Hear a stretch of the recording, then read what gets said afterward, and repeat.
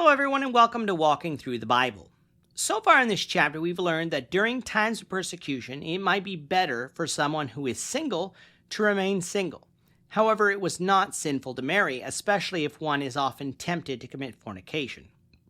But we've also learned that persecution is not a reason to divorce your spouse, for spouses should be desiring to remain together until death. If, however, an unbelieving spouse leaves, the believer is not under bondage to try and force the marriage to remain. However, they are still to remain single or to be reconciled to their spouse if possible. So, if you have a Bible with you, you can now turn to 1 Corinthians chapter 7. We're going to be continuing on in the chapter by reading verses 17 to 28.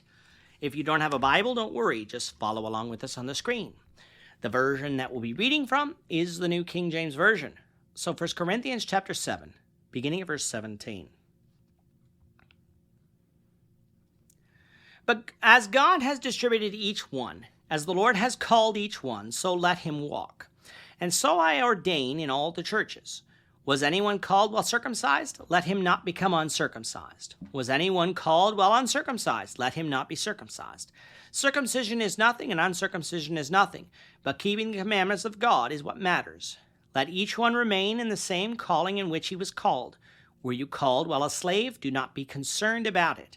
But if you can be made free, rather use it. For he who is called in the Lord while a slave is the Lord's freedman.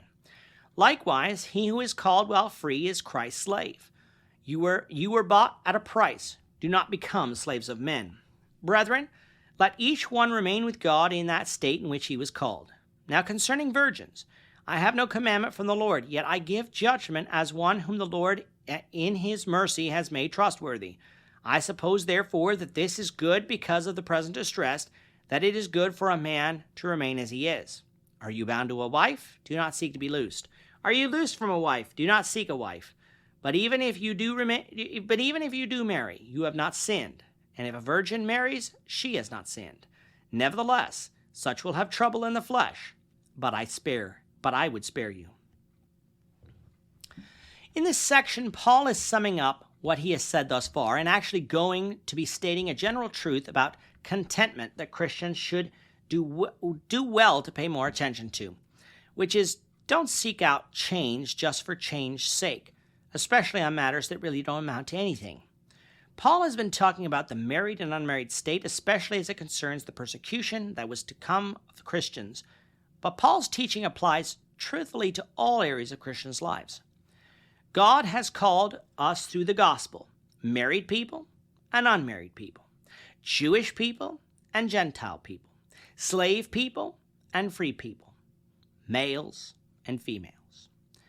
Paul's instruction then is, in whatever state you are called, if at all possible, remain that way. Keeping the commandments of God, that's what's important.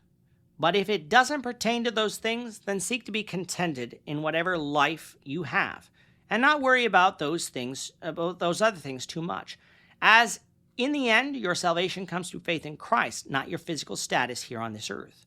Thus, for Gentiles who are uncircumcised, there's no need to become circumcised, for circumcision is nothing. It gains or loses you nothing in terms of salvation, so why do it just to please some Jewish Christians who don't understand this? This teaching goes all the way back to Acts 15, and one that needed constant reminders of in the first century. Paul wasn't just concerned with the Jew-Gentile question. The slave-free question is important too. When it comes to slaves in the New Testament times, one knock that unbelievers have against the Bible is that it doesn't condemn slavery. That's not entirely true, for it does condemn the brutal slavery that we are often thinking about, like what happened in North America with slaves brought here from Africa. But no, it doesn't condemn slavery outright. Why not? Is God not moral? No, he is fully moral. But you have to ask yourselves why slavery existed in the first place. Yes, there was forced, brutal slavery, and you find that condemned for the believer to participate in. But then there were slaves who became slaves because they owed someone something and couldn't pay. Or they made themselves slaves because they were poor, and this would be a way for them to provide for themselves and their family. I'm not going to say that slavery in the times of the Romans was great or that it was moral. But it wasn't always the same type of slavery we think of today. And lest we think that slavery doesn't exist today, even in the West, because we're so enlightened, it does. Brutal slavery still exists in some countries, even as we try to outlaw it. But even if we do succeed in this, slavery will still exist. We just don't call it that. Whoever has a mortgage is a slave to the bank. Don't think so? See what the bank thinks if you don't make your mortgage payment on time multiple times, or if you stop paying at all. The same could be said of car loans or any type of institutional loan today. Even some jobs work people so hard that they might as well be slaves, with employers often knowing that the person can't quit, for either the job market is tight or the person would lose needed benefits. Let's not think of ourselves as so superior because we don't do the things that older generations did. We do. We just have found a way of soothing our conscience by calling it different things. Regardless, though, the gospel of Jesus Christ was not going to turn this world upside down by upending economic systems, no matter if those systems were good or bad.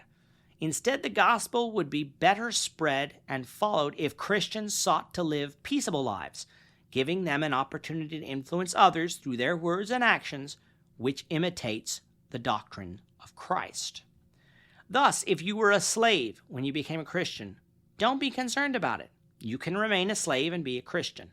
Sure, if your master will free you, take your freedom, for with that freedom you can do even more for the cause of Christ. But don't insist on your freedom if your master won't grant it, because you can be a slave and be a Christian. You are the Lord's freedman, freed by the blood of Christ. On the flip side, if you're a free person, don't seek to become enslaved, for you were bought with a price, the blood of Christ. Don't become slaves of men if you don't have to, because that could really put a hindrance in serving Christ. It's one thing if you have to, and it's one thing if you were a slave when you became a Christian, but don't enslave yourself if you don't have to. Instead, remain as you are. Returning to the realm of marriage, Paul said that he had no instructions from the Lord specifically about virgins, those who had never been married, but based on other teachings from the Lord, as Paul stated earlier in the chapter, his advice to them is that due to this present distress, they should desire to remain as they were. But if they did marry, they had not sinned. However, they would have more physical difficulty, something we'll discuss further in the next lesson. The married were given the same instruction, which was to remain married, as we discussed earlier. Why did Paul repeat himself? Because it is here that he gives us the reason for his advice that the unmarried remain unmarried. Present persecution. We have been alluding to it all the way through the chapter because we knew that's where Paul was going. But if you're reading this chapter for the first time, you wouldn't necessarily know that.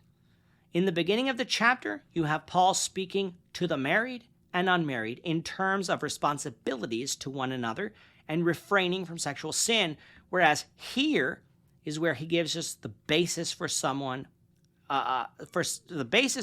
of his advice mentioned earlier in the chapter about remaining unmarried. The introduction of this present distress will segue nicely into the final part of the chapter, in which we will have to deal with yet another false teaching associated with 1 Corinthians 7. What is that false teaching? Come back in the next lesson to find out. With that, our time is up for today. The Lord willing, we hope you'll join us for tomorrow's discussion of 1 Corinthians chapter 7, verses 29 to 40, as we continue our walk through the Bible, one verse at a time. We thank you for watching Walking Through the Bible today. If you have any questions or comments, you can leave them below. But if you like this video, we ask that you consider subscribing to our channel so you won't miss out on other videos in our series, as well as share this video among your friends so that the saving message of Jesus Christ can go out to the whole world.